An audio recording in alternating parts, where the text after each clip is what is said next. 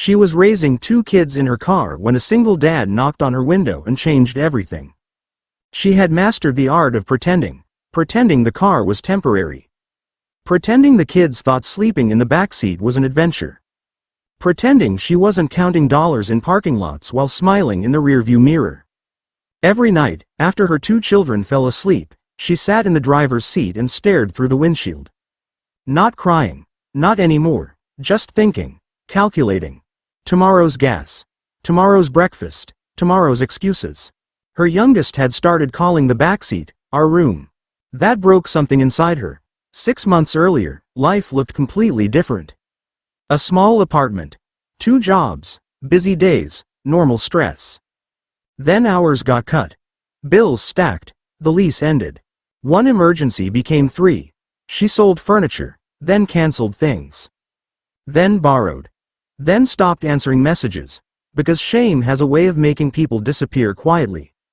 Her children were 7 and 4, too young to understand, old enough to notice, so she created routines, library mornings, park afternoons, fast food bathrooms to wash up, nighttime stories in the car. She turned survival into something that looked almost normal. Almost. One cold evening she parked near a community sports center because the parking lot lights stayed on all night. Her children had fallen asleep, blankets tucked around them. She sat scrolling job listings. That's when someone knocked on her window. Her body froze. Every fear arrived at once. She looked over. A man stood outside, mid-30s, holding 2 paper cups. She opened the window just enough. He stepped back immediately. Gentle. Careful. He raised 1 cup. Hot chocolate. She stared. He pointed to the back seat. My daughter used to fall asleep like that too. That confused her. He smiled softly. I'm not trying to scare you. She said nothing. Then he looked embarrassed. I parked here a lot too. She frowned. He nodded toward an older SUV nearby. 2 years ago. She blinked. He explained quietly. After losing his wife unexpectedly, he and his daughter had lived in their car for months. Work during the day. Parking lots at night. Pretending everything was okay. His daughter thought camping was fun. His voice caught for a second. Then he smiled. Kids are kinder than adults. She looked at him differently. Not pity. Recognition. He handed her the cup, still keeping distance. Then pointed across the parking lot. Inside the sports center. Community dinner night. Free. No paperwork. No questions. She almost refused. Pride. Exhaustion. Fear. He shrugged. No pressure. Then he added, but your kids deserve warm food even if you're having a hard week. Hard week. Not broken life. Not failure. Hard week. She looked away. Then nodded. Inside. Nobody stared. Nobody asked. Volunteers smiled. Kids played. Someone handed crayons to her children. For the first time in months. They looked like children again.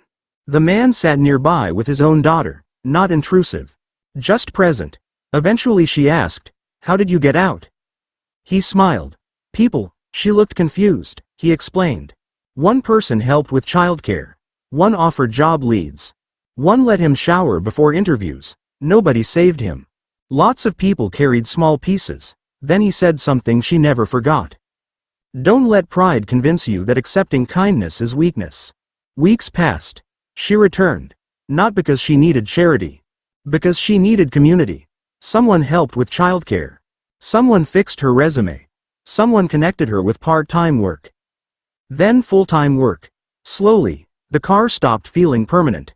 Months later she moved into a small apartment, nothing fancy. But it had walls, and doors, and a kitchen. Her youngest walked into his room and whispered. This one is ours? She cried in the bathroom that day. Months later she returned to the sports center, this time carrying trays of food. Volunteering. She saw someone sitting alone in a car. She walked over. Knocked gently. Holding 2 paper cups. The woman inside looked nervous. She smiled. And said, I know this feels impossible right now. Then she held up the cups. Hot chocolate. Because sometimes people don't need rescue.